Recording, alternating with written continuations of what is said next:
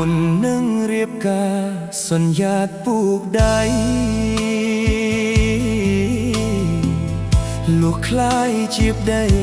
វ័យបងប្រែរករឿងតែអូនស្ងួនយំអិតលហើយលួចលាក់ក្បត់ស្នេហ៍គឺតែសប្បាយដល់ពេលឥឡូវពីលពើឆ្អែតចិត្តអូនលែងអាណិតត្បិតបងអាប្រៃមានគេចង់ក្បែរចាំថែទាំស្រីបងនេះគ្មានន័យគ្មានអ្វីល្អដូចគេផ្ញើប្រពន្ធផងគ្រាដែលកន្លងខ្ញុំខកពេកក្រៃនាងនៅនឹងខ្ញុំនាងយំរាល់ថ្ងៃសូមបងផែក្តីប្រណីគុំធ្វើបាបនាងបើគេនួលអ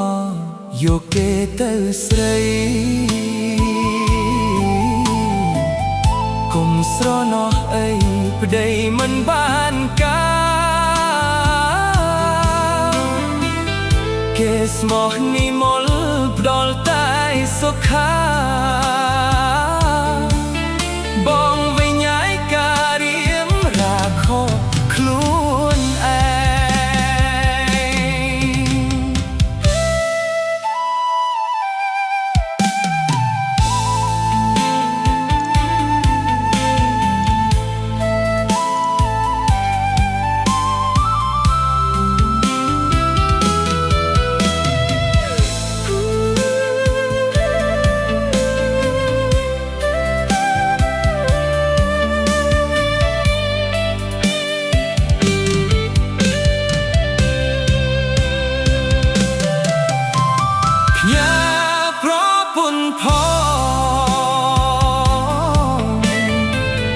គ្រាដែលកន្លងខ្ញុំខកពេកក្រៃ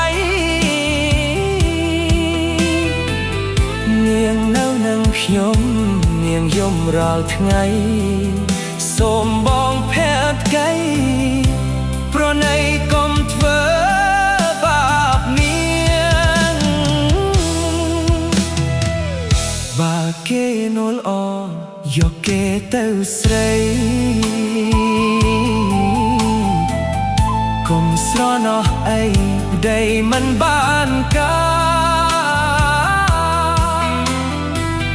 គេស្មោះនិមលផ្ដល់តែសុខា